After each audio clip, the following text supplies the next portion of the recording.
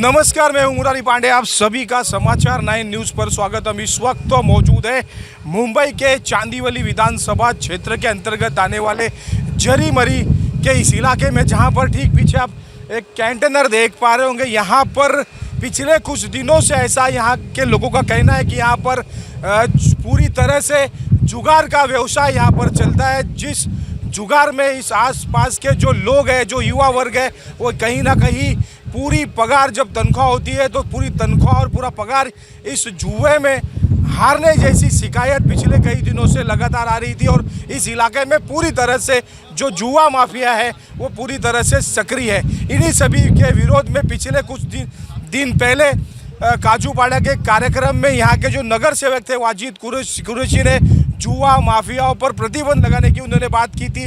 आज उसी कड़ी में खासकर साकीनाका पुलिस के सहयोग से वाजिद कुरैशी और यहाँ के जो रहिवासी है आज यहाँ पर पहुँचे। और इस कंटेनर को आप देख पा रहे होंगे, गैस जो बाटला है, यहाँ पर गैस कटर की मदद से पूरी तरह से अब इस कंटेनर को काटने का कार्य यहाँ पर शुरू कर दिया गया है खासकर। और पुलिस प्रशासन से ये जुआ माफियाओं पर जल्द से जल्द अंकुश लगाने की भी बात यहाँ पर की गई है। खासकर हमने वाजिद कुरैशी और जो यहाँ की महिलाएं हैं, हमने उनकी भावनाएं भी हमने जानने की कोशिश की है। क्या कुछ कहना है, आइए हम जानते हैं। सबसे पहले जाफर भाई, आपके चैनल के माध्यम से और जितने पत्रकार बंधु मेरे साथ आए हैं उनका मैं धन्यवाद देता हूं। साथ में इस इलाके में जितने भी रहवासी है, जितनी भी मेरी माँ बहन है, उनका मैं धन्यवाद देता हूं, उनको शुक्रिया अदा करता हूं कि बहुत सालों के बाद आज इस इलाके के अंदर एक नई क्रांति आने वाली है। जैसा आप देख सकते हो, ये इलाका जरीमरी का इंदिरा नगर का इलाका है। इस इलाके के अंदर काफ़ी साल से जुगाड़ इतना बड़े लेवल पे चल रहा है, नशा इतने बड़े लेवल पे चल रहा है कि अभी तक इसके ऊपर कोई आवाज़ नहीं उठाता था। आवाज़ नहीं उठाने की वजह है कि यहाँ पर जो जुगाड़ चलाने वाले लोग हैं, उन्होंने इतना दहशत इस इलाके के अंदर बना के रखा, इंदिरा नगर के अंदर इतनी दहशत बना के रखी है कि कोई आवाज़ अगर उठाता है तो उसको मारने का काम यहाँ के जो जुगाड़ चलाने वाले लोग हैं उनको मारने का काम करते हैं, धमकी देने का काम करते हैं। इसीलिए इस इलाके से कभी किसी ने आवाज़ नहीं उठाया। मगर आज आवाज़ उठाने की वजह जाफर भाई ये है कि कोई चीज़ होती है, उसकी एक लिमिट होती है। अभी इस जो जुगाड़ चलाने वाले लोग हैं, इन्होंने लिमिट को क्रॉस करने का काम किया है। मैं कहना चाहूँगा कि जुगाड़ खेलने के लिए यहाँ पर जो लोकल स्थानिक बच्चे हैं, जो आदमी लोग हैं, वो अपनी पूरी पगार, पूरी तनख्वाह, पूरा महीना काम करने के बाद पूरी पगार लाकर घर पे देने की बजाय इन जुगाड़ माफियाओं को देने का काम करते हैं। पूरा इलाके के अंदर पूरा एक बर्बादी का माहौल बना के रखा हुआ है। बच्चे जो यूथ है, आज यूथ नशे के अंदर इस तरीके से लुप्ता हुआ है कि वो नशा करने के बाद सीधा वो जुगाड़ खेलता है। अगर घर वाले उसको पैसा नहीं देते जुगाड़ खेलने के लिए तो घर के अंदर मारपीट करने का काम होता है। यानी पूरी तरीके से इस इलाके में जो लोग हैं, जो काम धंधे करने वाले लोग थे, आज वो बिगड़ काम धंधा किए सिर्फ जुगाड़ के अड्डों पर पड़े हुए हैं और नशा करके जुगाड़ के अड्डों पर पड़े हुए हैं। यानी आप जुगाड़ चलाने के बाद लोगों का घर बर्बाद कर रहे हैं और खुद का घर आबाद करने का काम इस इलाके में रहने वाले जुगाड़ माफिया लोग कर रहे हैं। मैं आपके चैनल के माध्यम से और बाकी लोगों के चैनल के माध्यम से मैं प्रशासन से विनती करना चाहता हूं और स्थानीय आमदार दिलीप मामा लांडे जी को अभी मैं पूरा लेटर मैं उनको दूंगा यहाँ से बना के कि कितने जुगाड़ माफिया लोग हैं, किन किन जुगाड़ माफियों का क्या क्या नाम है, और उनका सारा मोबाइल नंबर दूंगा। दूसरा मैं आपको एक बताना चाहूँगा, एक मैं आपका ध्यान आकर्षित करना चाहूँगा कि जब भी पुलिस कंप्लेंट होती है तो उसके बाद कैसे उनको यहाँ पता चल जाता है कि पुलिस यहाँ तक आ रही है और यहाँ पर सारे लोग भागने का काम करते हैं। यानी कहीं ना कहीं किसी ना किसी का तो सपोर्ट, किसी ना किसी का साठगांठ होगा।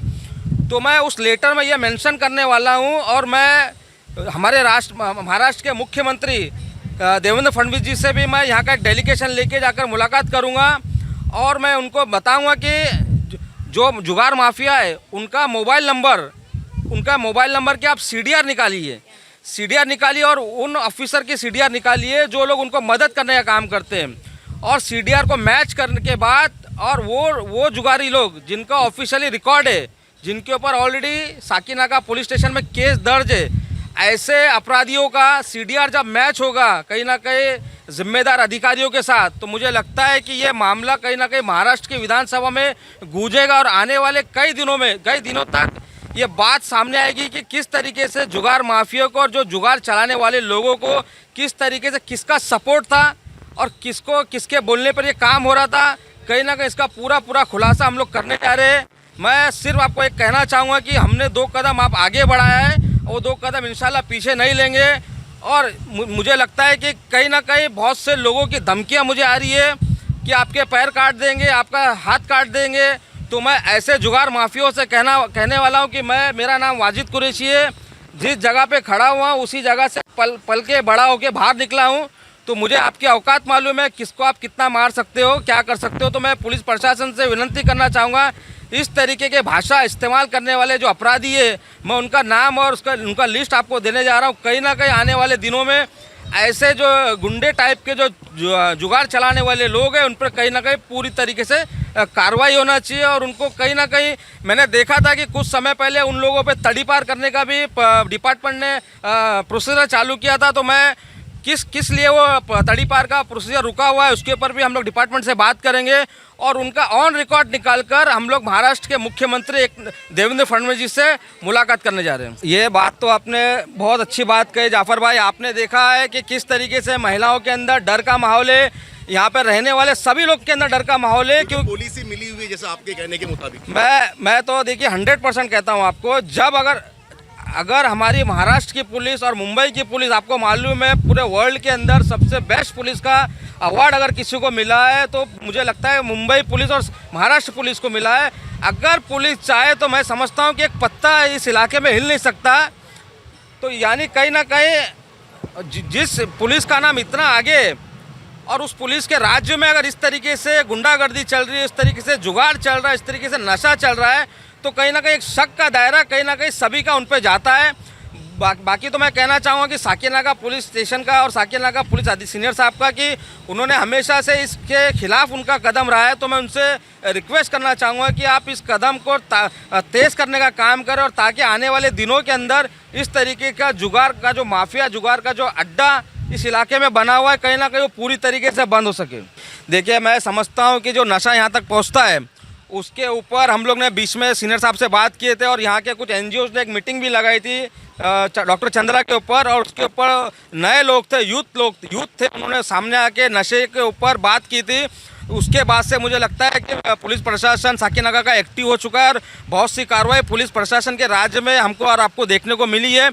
तो मैं आपके माध्यम से सिर्फ इतना कहना चाहूँगा पुलिस प्रशासन से, साकेनागा पुलिस स्टेशन के हद से, कि जो नशा बढ़ते जा रहा है उसको रोकने का काम करे, नहीं तो आने वाले दिनों के अंदर एक बहुत बड़ा मोर्चा साकेनागा को देखना पड़ेगा। मैं नाम तो मैं अपने लेटर के माध्यम से पुलिस को बताने जा रहा हूँ। अगर मैं अपना उनका नाम अभी बता दिया तो कहीं ना कहीं वो इस इलाके से भागने का काम करेंगे। तो जो मेरा काम है, मैं ऑफिशियली मेरे लेटर हेड के ऊपर जो लोग मारने की धमकी दे रहे हैं, जो क्लब वाले जो अलग अलग बात कर रहे हैं, वो सारी डिटेल मैं अपने लेटर के माध्यम से मुंबई पुलिस कमिश्नर को दूंगा और मुझे पूरा भरोसा है कि मुझे मुंबई पुलिस के कमिश्नर न्याय देने का काम करेंगे। मेरे को तो लगता है कि मुझे तो बहुत ही डर है नशे वाले लोग से, क्योंकि नशा बहुत ज़्यादा बढ़ गया है। और मैं रिक्वेस्ट करूंगी, सबसे हाथ जोड़ के विनती करती हूँ कि नशा बंद होना चाहिए, क्योंकि घरों में नशा फैल गया है। उनके बच्चे हैं थोड़े छोटे, वो भी नशा कर रहे हैं आज की तारीख में, क्योंकि जो पगार उगार लाते हैं, जो कमाते हैं, वो नशे में डालते हैं। माँ बाप बोलते हैं हमको हमारा बेटा कुछ करता नहीं है, कुछ देता नहीं है। डर ये है कि आज की तारीख में हम बोलने जाएंगे तो हमारे पे आते हैं मारने के लिए, और हमको मारते भी है कि तुम क्यों बोल रहे हो, कि हमको खिलाते हैं, कि कमा के देते हैं, ये वजह है उनकी। तो हम यही चाहते हैं रिक्वेस्ट करके कि आप इसके लिए जरा कुछ कुत्र्यासारखा घरामध्ये घुसून मारत होता मला, माहित आहे का? हां, माझा मुलगा मला मारत होता, तू कशाला गेलीस, काय गेलीस. मग ते काही इथले माणसं काय करत होते, माझ्या मुलाला लगेच म्हणजे टिप देत होते, मोबाईलवर सांगत होते की तुझी आई आली इथं म्हणून मला सांगत होते. म्हणून मी जातच नव्हती. एकदा दोनदा माझ्या नवऱ्याने मी पकडलंय, कुत्र्यासारखं मारलंय. माझ्या भावाने मारले, तो भाऊ आहे माझा दाखवतो. तर बी काय म्हणतात, मोबाईल घेतात. मी मोबाईल घेतला नाही म्हणतात, आम्हाला सांगतात. मी मोबाईल नाही घेतला बोलतात. मी सगळ्याला इथे 3-4 बार मी रिक्वेस्ट बी केलेली आहे मी त्या लोकाला की माझा मुलगा ना म्हणजे जुगार खेळतो ना, आम्हाला का नाही सांगत तुम्ही येऊन. बापाला सांगा मोबाईल घेतलाय, मला सांगा मोबाईल घेतलाय. ते लोक कोणच नाही सांगत मोबाईल घेतलाय म्हणून. मग व्याज घेतात, व्याज घेऊन मुलाकडून पैसे घेऊन मग ते मोबाईलचं पोरगा मला टेन्शन देऊन माझी हालत अशी झालेली आहे. म्हणजे जुगारमुळे झाडती मग जुगारमुळेच झालेली आहे माझी हालत अशी. मोबाईलचे पैसे घेऊन मोबाईल काय करता माहीत आहे, मी ऑर्डरहून आले ना 2-3 हजारला मोबाईल ठेवत होता. आता नाही खेळत, आता बंद केलं आहे त्यांनी मुलीने सांगितल्यापासून. पहिलं म्हणलं तर ना जुगारवाले काय बोलत होते, मोबाईल घेतात आणि बोलतात की मी मोबाईल घेतला नाही बोलत होते. मोबाईल घेतला नाही तो मुलगा काय म्हणायचा, मम्मी मोबाईल सोडवायचा. 5-5 हजारला मी मोबाईल ठेवला. एक दिवसाचे 1000 का 1500 रुपये घेतात ते लोक मोबाईलचे. व्याज घेतात मुलाकडून. पुन्हा माझा मुलगा काम करत होता, पैसे कुठे टाकता मग? जुगारामध्ये घालत होता. आम्हाला कोण सांगतच नव्हतं ना. देखा कि हमने जब पूर्व नगर सेवक वाजिद कुरैशी की इस विषय को पर प्रतिक्रिया ली तो उन्होंने खासकर जो जुगार माफिया उनकी ओर से धमकी की भी बात की है. और जब हमने धमकी के विषय में सवाल पूछा तो उन्होंने कहा कि वो जो नाम है हम मुंबई पुलिस के जो कमिश्नर हैं उन तक पहुंचाने का कार्य करेंगे और निश्चित रूप से पुलिस की मदद से पूरी तरह से जुगार माफियाओं पर अंकुश लगाने का कार्य करेंगे. मेरे सहयोगी कैमरामैन राजेश सिंह के साथ मैं मुरारी पांडे, समाचार 9 मुंबई साकीनाका से.